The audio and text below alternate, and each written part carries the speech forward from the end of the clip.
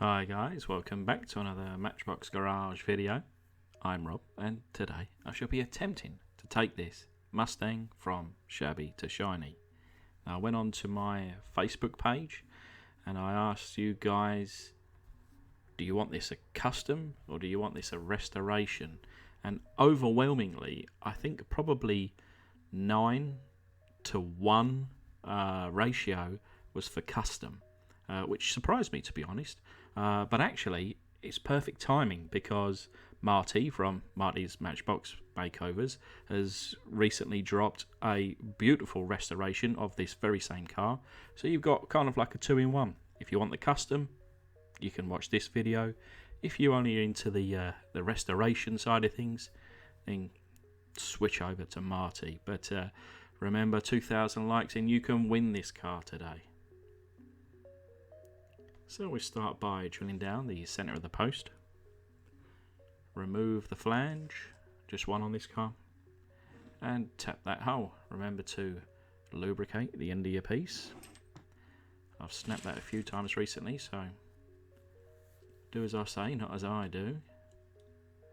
But here we have, this is the first kind of, well, I say first, I think it's the only one where Matchbox had put this little, I don't know, kind of little steering thing on the side. Makes it for quite a lot of fun, and I imagine children back in the day, they absolutely loved this thing. And you can see the kind of workings there. And we'll open it up anyway, and you'll get a good look of how this very basic design actually goes together.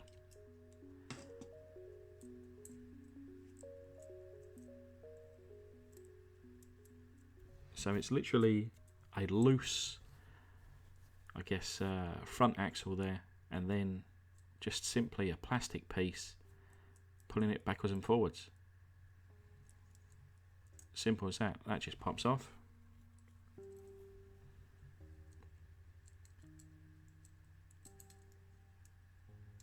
And then it kind of attaches itself, and then yeah, you just pull it back, push it forward.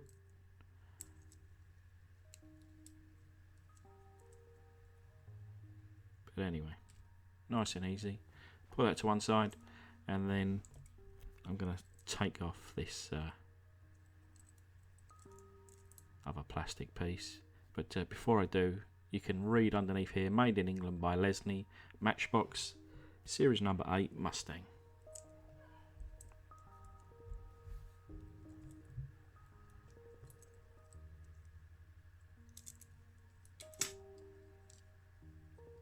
So moving on to the interior, you can see the tow hook had already been removed prior to my ownership. So to be honest, I'm quite glad that we're going down the custom route. Of course, I would have cut that off. It would have been a shame had it been a restoration to have not had that tow hook. Even though a tow hook certainly doesn't belong on a Mustang. But, you know, if you're going to go for a true restoration, then you've got to, you know, restore it to how it was.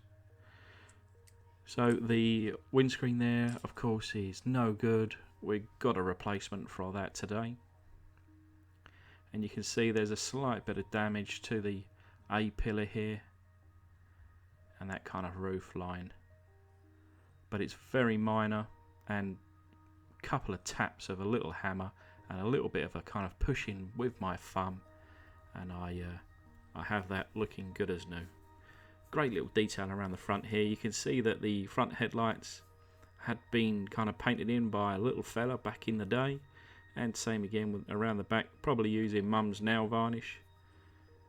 So this was already a custom,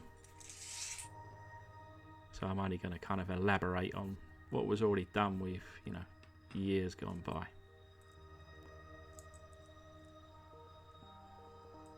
But going back to this base, I'm going to grab my drill,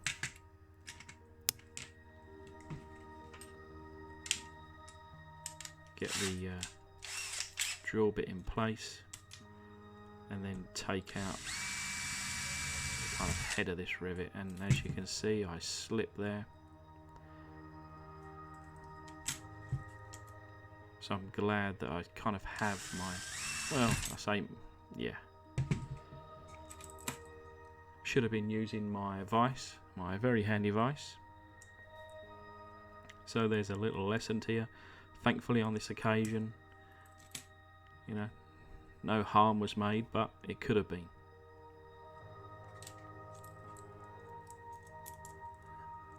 And as you can see there, the front axle is just resting in place with a kind of small gap. As you can see here, I started to push that out, and that's coming along quite nicely, and continued doing that before putting it into the foot-long hot dog jar, covered in boiling water, and a tablespoon of caustic soda.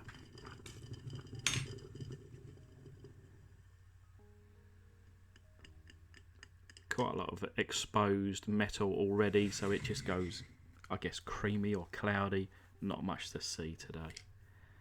But whilst that's doing its business, we put the plastics here, including that replacement window section, into some warm water. So that has come out looking good as new. We've got the little retaining piece there. Interior, considering how grubby it did look, it's come out pretty good. And I do take a little bit more off of that tow hook, just so that it's flush with the bodywork. And there's the replacement glass that we're going to be using today.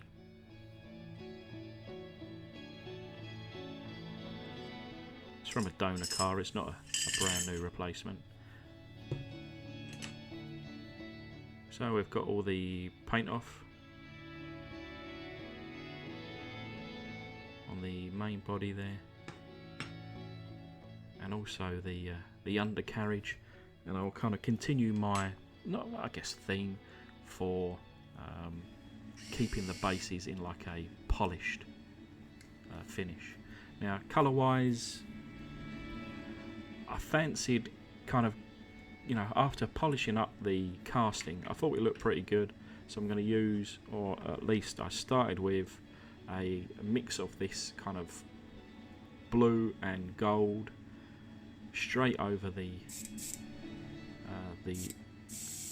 kind of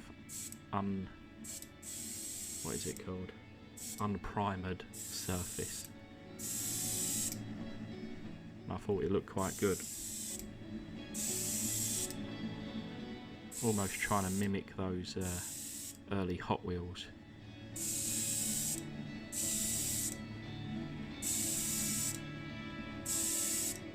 But the bodywork, it wasn't perfect. You know, I spent obviously time buffing it out and making it look as good as possible, but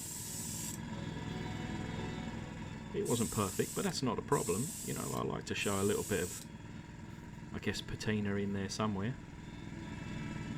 But as you can see, this was going on pretty nice, and actually I was finding that it was settling in certain areas, so it was lighter in some, darker in others, and actually it made for quite a cool look. But anyway, I'll show you in a second. Now these are the replacement wheels I'll be going with. I think they look cool, they suit the era, and yeah, that base really is shiny, and you could probably read it a little bit better now. The made in England by Lesney. Like I say, I like to keep those unpainted, and the window section here, getting its Pledge Revive It floor treatment dip, coming up good as new. And then the interior, I didn't want to do a major colour change on the interior, but I didn't want it to be just clean red, so I'm going to be hitting it up with this non-oil, just to kind of make it look a little bit realistic. And here it is. This is not the final kind of product, but here it is. I did paint in the front lights, I did paint in the rear lights, and then something dropped onto the casting and it's taken off some of the paint, and I might have been a little bit annoyed, so I'll gently place it down there, and yeah, so back into the foot-long hot dog jar. And I decided on a colour change. I liked the colour, but I wanted to put a little bit of solid colour in there. I think because I just see too much of the unfinish beneath the clear previous paint. As you can see there, of course that fresh paint just easily comes off. So here it is again, and here it is again, all buffed up, ready for another load of paint. Now, to be honest, again, this was still not the final colour. I guess you could say that this was the base to the final colour. I had trouble with the paint, actually, not my airbrush. Well, yes, I had trouble with the airbrush because I was blocking it up. You see those three different colours that I mixed together. The green is, I guess, an old Tinlet, and I think I picked up some dodgy paint at the bottom of the tin, and I did stir it well, but it basically just kind of blocked up my airbrush.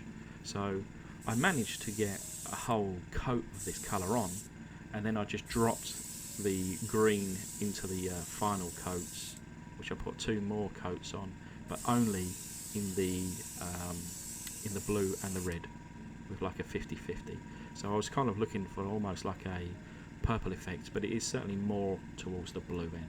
But anyway, I'm going to finish that up, show you this picture as a reminder, and this is the result. So, 3rd time lucky with the paint. I think it's beautiful finish.